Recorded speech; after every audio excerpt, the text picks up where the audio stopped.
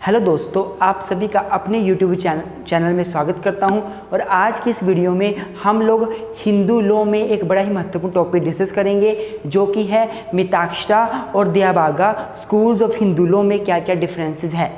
इससे पहले वाली वीडियो में मैंने मिताक्षरा और दयाभागा स्कूल कैसे आए, कैसे इनकी उत्पत्ति हुई, क्या ये स्कूल्स हैं, इसके बारे में चर्चा करी है। उस वीडियो का लिंक मैं डिस्क्रिप्शन में दे दूंगा और साथ में आपको लिंक एंड स्क्रीन पे भी मिल जाएगा। तो वो वीडियो ज़रूर देखें आप जब भी आपको टाइम लगे, क्योंकि उसके बाद ही आपको ये वीडियो अच्छे से समझ आने वाली होगी। तो आइए दोस्तों, वीडियो की शुरुआत करते हैं।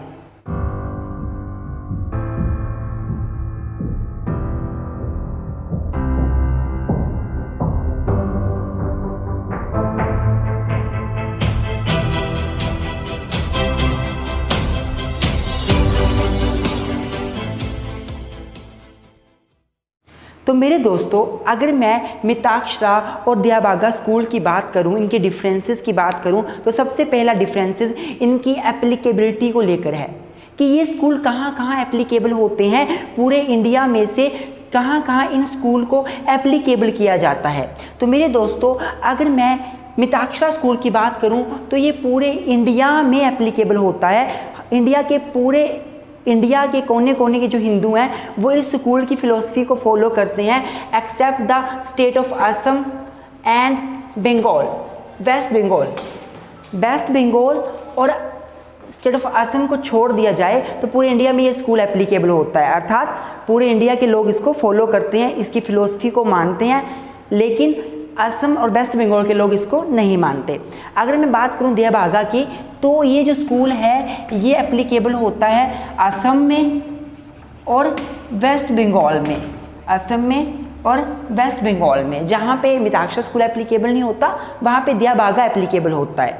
उसके बाद जो दूसरा डिफरेंस है इनके बीच वो ये है कि मिताक्षरा स्कूल में एक बच्चा जब फैमिली में पैदा होता है, उस बच्चे का उस ज्वाइंट फैमिली की प्रॉपर्टी में उसी टाइम इंटरेस्ट पैदा हो जाता है। अर्थात जैसे ही वो पैदा हुआ वो प्रॉपर्टी का ओनर बन गया, जैसे ही वो पैदा हुआ उसका ज्वाइंट फैमिली की प्रॉपर्टी में हिस्सा अपने आप आ गया।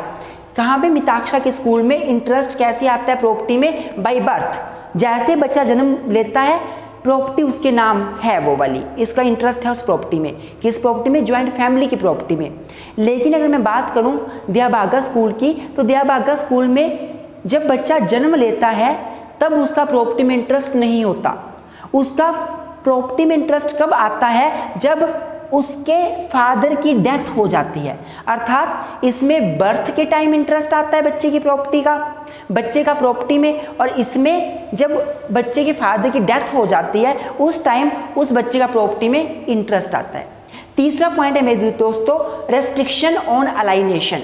अगर मैं मिताक्षरा स्कूल की बात करूं तो मिताक्षरा स्कूल में जो एक बच्चे का फादर है वो ज्वाइंट फैमिली की प्रॉपर्टी को बिना अपने बच्चे के परमिशन के या बच्चे के बच्चे की परमिशन के, उनके कंसेंट के बिना अलाइनेट नहीं कर सकता, क्योंकि यहाँ पे जैसा ही बच्चा पैदा होता है उस बच्चे का प्रॉपर्टी में उसी टाइम इंटरेस्ट पैदा हो जाता है, इसलिए वो बच्चा उसी टाइम उसका ओनर बन जाता है, को ओनर बन जाता है। तो जो फादर है वो अपने बच्चे या बच्चे के बच्चे की कंसेंट के बिना जो प्रॉपर्टी है वो किसी को अलाइनेट नहीं कर सकता, ट्रांसफ़र नहीं कर सकता।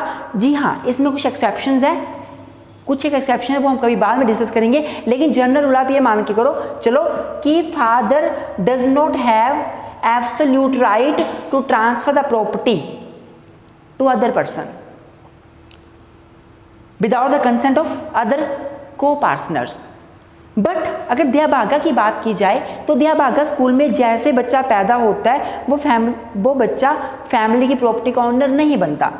ओनर कौन रहता है? फादर ही रहता है। फादर के पास सारी राइट है उस प्रॉपर्टी का, सारी प्रॉपर्टी फादर की प्रॉपर्टी है। वो उस प्रॉपर्टी के साथ कुछ भी करे, he can absolutely alienate the property without the consent of copartner, without the consent of his सन।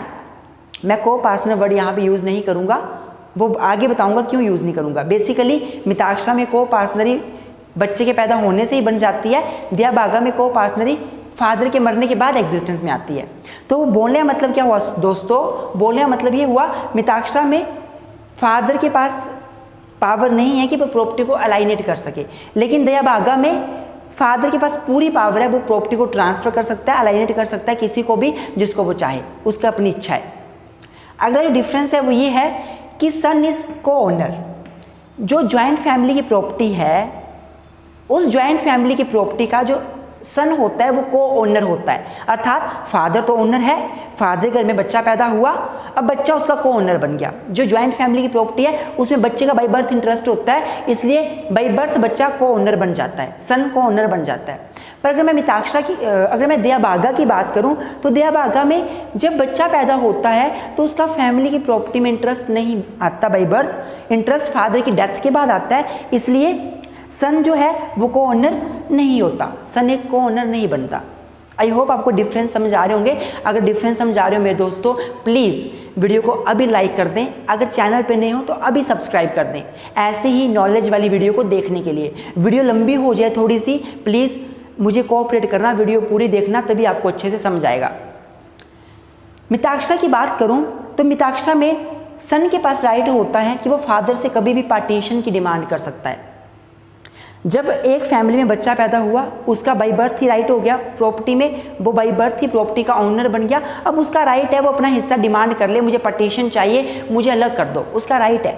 पापा से वो अलग हो सकता है, फादर से वो अलग हो सकता है, पार्टीशन करके अपना शेयर अलग कर सकता है। लेकिन मेरे दोस्तों, अगर मैं दया भागा स्कूल की बात करूँ तो दया भागा में फादर ओनर होता है, फादर से उसका जो सन है वो पार्टीशन की डिमांड नहीं कर सकता during his life time.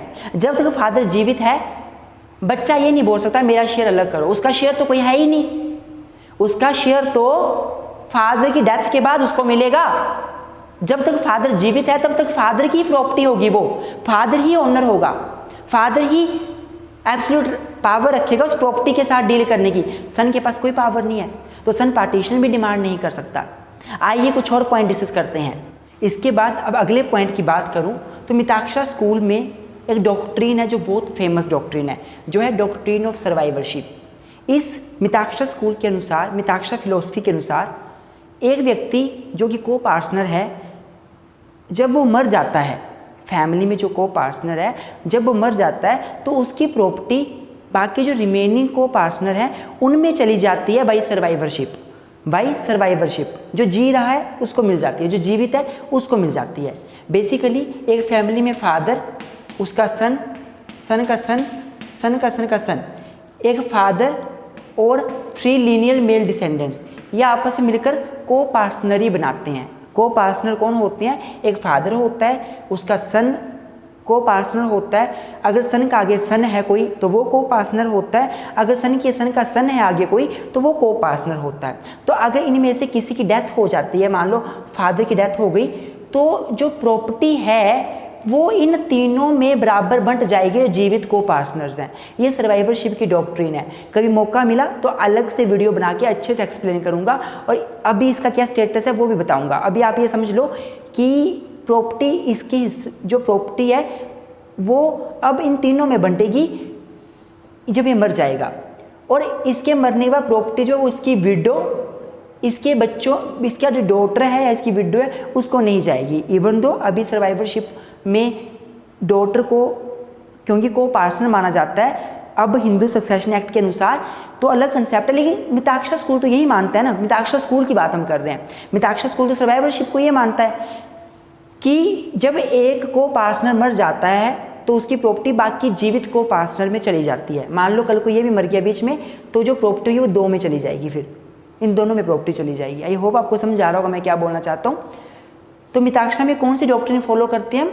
Doctrine of survivorship, अर्थात जो को पार्टनर जीवित है उस को पार्टनर को प्रॉपर्टी चली जाएगी, और को पार्टनर जो मरा उसके विडो, उसकी लड़की को प्रॉपर्टी नहीं जाएगी, को पार्टनर को प्रॉपर्टी जाएगी। This is doctrine of survivorship which is famous in Mitakshara. But in Dayabhaga we follow the concept of succession. यहाँ पे सक्सेशन होता है, सर्वाइवरशिप की डॉक्ट्रिन फॉलो नहीं की जाती। अगर एक व्यक्ति मर जाता है तो उसकी प्रॉपर्टी सक्सेशन के जरिए उसके बच्चों में जाती है, लीगल हेयर्स में जाती है, उसकी वाइफ में जाती है।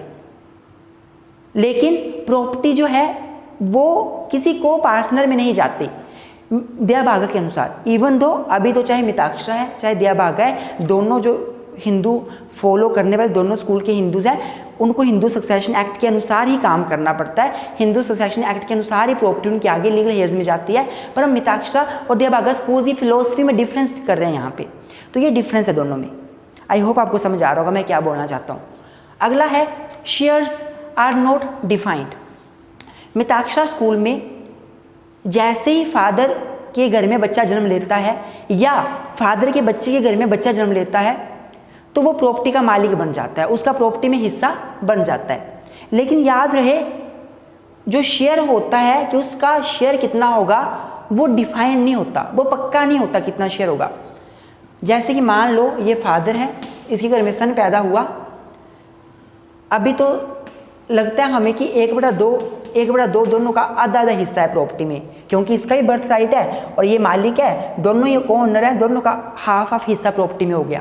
हो सकता है इसी फादर को कल को एक और सन पैदा हो जाए, इसकी वाइफ से एक और बच्चा पैदा हो जाए, तो फिर क्या होगा, अब 1/3 सन हो गया, हिस्सा हो गया। शेयर डिफाइंड नहीं है, शेयर लगातार कम या ज़्यादा होता जाता है, कम या ज़्यादा होता जाता है, शेयर पक्का नहीं है। अब मान लो ये फादर मर गया तो जहाँ पे 1/3 हम बोल रहे थे, अब 1/2 हो जाएगा, हाफ दोनों में बंटेगा। आई होप आपको मेरी बातें समझ आ रही होंगी। दोस्तों वीडियो को पॉज कर जरूर देखें बार बार, तो आपको समझ आएंगी। तो बोलने का मतलब क्या हुआ कि मिताक्षरा स्कूल में कोई प्री डिफाइंड शेयर नहीं है, पक्का नहीं है कि इस बच्चे को इतना शेयर मिलेगा, इस बच्चे को इतना शेयर मिलेगा। शेयर कैसा होता है मिताक्षरा में, फ्लक्चुएट लगातार चेंज होता है शेयर। अगर कोई मेंबर मर जाता है फैमिली का तो दूसरे मेंबर का शेयर बढ़ जाएगा, अगर कोई नया मेंबर पैदा हो जाता है तो शेयर कम हो जाएगा। फ्लक्चुएट होता है, शेयर डिफाइंड नहीं होता। पर दिया भागा में ऐसा नहीं होता, दिया भागा स्कूल में शेयर डिफाइंड होता है। किसको क्या मिलेगा, जैसे फादर मरा फटाफट सक्सेशन हो जाता है, पता चल जाता है किसको क्या मिलेगा। शेयर इसमें डिफाइंड होता है, पता होता है किसका कितना शेयर है, कितना हिस्सा है किसका। नेक्स्ट पॉइंट है मिताक्षरा स्कूल में क्या है, फीमेल इज नॉट अ को पार्टनर। फीमेल को को पार्टनर नहीं माना जाता। मिताक्षरा स्कूल में क्या होता है, एक फादर है, उसका सन को पार्टनर होता है, सन का सन को पार्टनर होता है और सन के सन का सन को पार्टनर होता है। फादर और 3 लीनियर मेल डिसेंडेंट, इनको को पार्टनर्स माना जाता है। को पार्टनर का सिंपल सा मतलब है जिनका प्रॉपर्टी पे राइट होता है बाई बर्थ, इन तीनों का बाई बर्थ प्रॉपर्टी पे राइट आ जाता है। जैसे जन्म लेते हैं तीनों ये, वैसे प्रॉपर्टी के मालिक बन जाते हैं और ये पार्टीशन भी डिमांड कर सकते हैं। इसका मतलब ये होता है को पार्टनर का। तो मिताक्षरा स्कूल मानता है कि जो फीमेल है, जो डॉटर है, वो को पार्टनर नहीं होगी।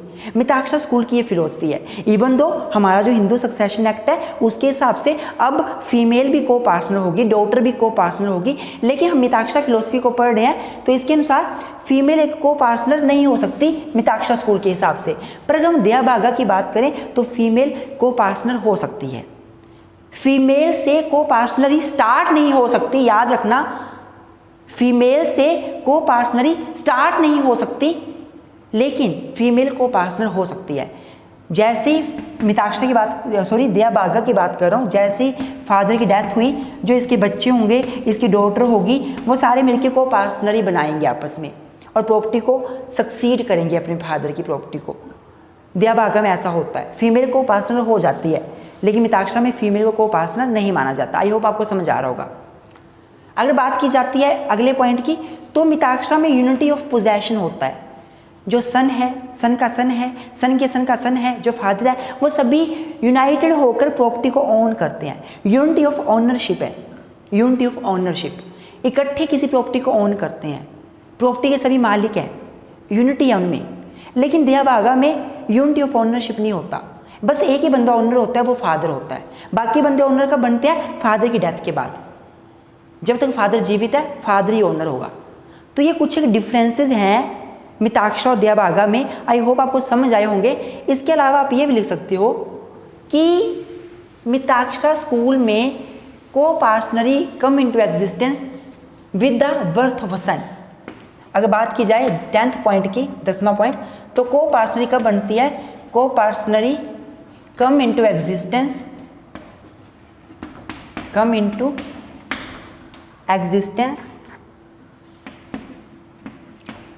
with birth of son, birth of son. एक फैमिली में मान लो एक व्यक्ति है, एक फादर है, जैसे ही उसके घर में एक बच्चा पैदा हुआ, सन पैदा हुआ, इनमें को पार्टनरी बन गई। जैसे बच्चा पैदा हुआ ये दोनों अब को पार्टनर बन गए और इनमें को पार्टनरी बन गई, को पार्टनरी हमारी एग्जिस्ट हो गई। पर अगर मैं दया की बात करूं तो दया में को पार्टनरी बच्चे के बर्थ के साथ नहीं बनती, फादर की डेथ के बाद बनती है। तो क्या है, coparcenary come into existence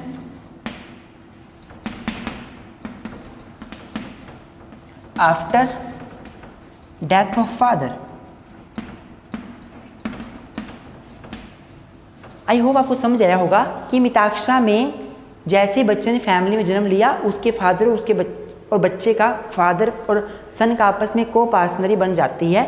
दोनों प्रॉपर्टी को ओनर होते हैं, दोनों का बच्चे का बर्थ साइड है प्रॉपर्टी पे, दोनों जो हैं वो पार्टीशन की डिमांड भी कर सकते हैं, सन भी कर सकता है, फादर भी कर सकता है। दया बागा में को पार्टनरी बच्चे के जन्म के साथ नहीं बनती। जब फादर मर जाता है तो बच्चा, लड़की, बाकी जो फैमिली मेंबर वो मिलके को पार्टनरी बनाते हैं। तो these are some differences between Mitakshara Dayabhaga. अगर मेरे दोस्तों वीडियो अच्छी लगी हो, सारे पॉइंट्स क्लियर हुए हों तो प्लीज़ मुझे कमेंट जरूर करें मेरी मोटिवेशन के लिए। वीडियो को लाइक करना ना भूलें और डिसलाइक ना करें अगर वीडियो आपको अच्छी लगी हो तो प्लीज़। इससे हमें मोटिवेशन मिलती है, हम आपके लिए और वीडियोज़ लेकर आते हैं। Thank you very much, keep supporting us.